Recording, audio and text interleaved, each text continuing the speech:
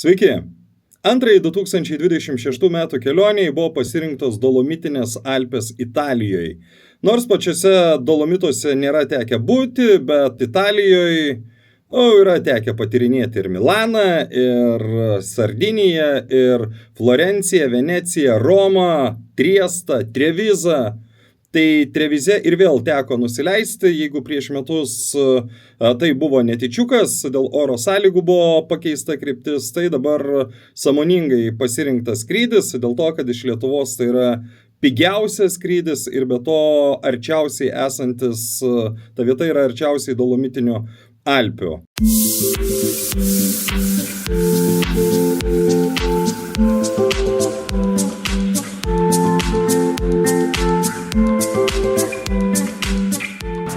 Oras nelabai lepina, bet vaizdai gal ir visai neblogai.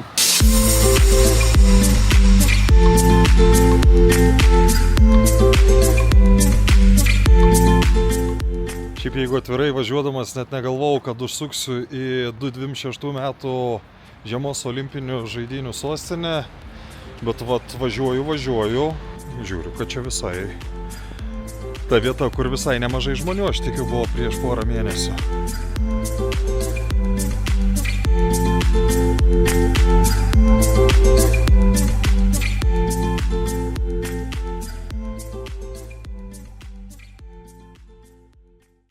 Aštuonios ryto, reik manyt, kad šiandien oras gal bus šiek tiek geresnis negu vakar, nes to lietučio buvo duota, kas iš panakties nelabai faina, bet jau šiandien tai kaip ir visai smagiai viskas atrodo.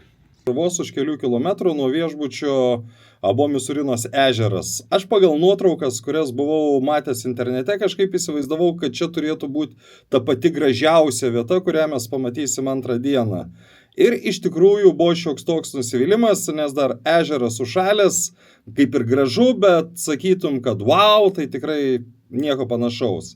Ir tada dar po 15 kilometrų dar vienas ežeras, Dilandro, ir ten jau iš tikrųjų vaizdas, kuris paliko labai gerą įspūdį ir sakyčiau, kad Dilandro iš to, ką aš mačiau per tas 3 dienas, buvo vienas iš 3 gražiausių mano pamatytų dalykų.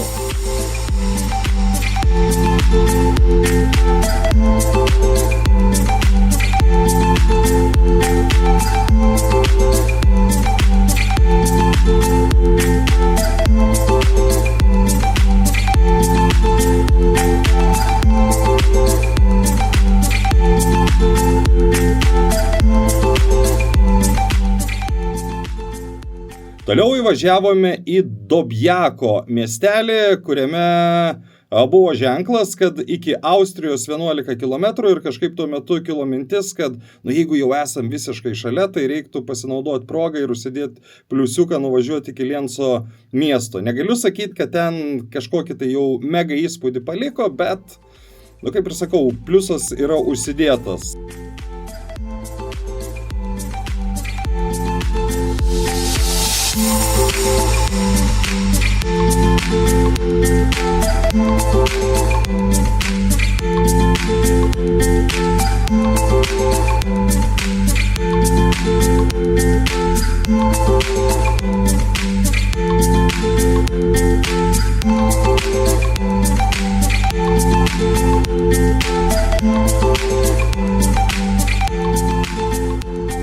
Tada grįžom ir dar vienas ežeras, Lago di Brajas, ir čia, sakyčiau, yra antra iš 3 vietų, kur tikrai reikia pamatyti. Ten apskritai nori pasistatyti automobilį netoli ežero, aišku, stovėjimo vietos brangios, aš dabar tiksliai neatsimenu, bet man atrodo 10 eurų teko sumokėti ir ten visiškai nesvarbu, ar tu būsi valandą, ar tu būsi parą, čia jau yra tavo pasirinkimas, bet iš tikrųjų, kaip sakė ta moteris, kuri rinko pinigus, bet čia juk ežeras di Brajo, ir iš tikrųjų, labai labai įspūdinga.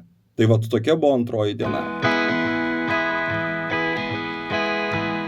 Trečią dieną buvo numatyti 2 objektai, tai visų pirma į kalnus reikėjo važiuoti tokį nemenką atstumą, Paso Gardena vadinas tas taškas, iš kurio Dolomitinės Alpės atrodo iš tiesų fantastiškai. Tai yra ta 3 vieta, kur dėčiau į gražiausių mano matytų vietų trejetą.